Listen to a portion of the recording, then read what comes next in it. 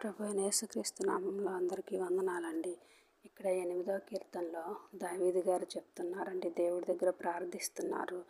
ఆకాశమందు నీవు చేసిన చంద్ర నక్షత్రములను చూడగా మనుష్యుని జ్ఞాపకం చేసుకోవటానికి వాడు వాడు అని ప్రార్థిస్తున్నారండి. అవును, దేవుడు మనల్ని జ్ఞాపకం చేసుకోవటానికి మనం ఏపాటి వారిమండి.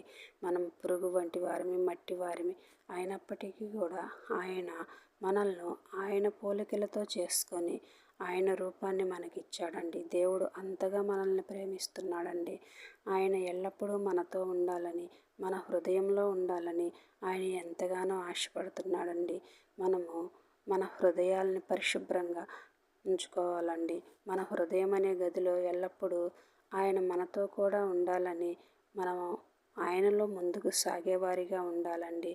ఎల్లప్పుడూ కూడా ఆయన్ను ఆరాధించే వారిగా ఉండాలండి.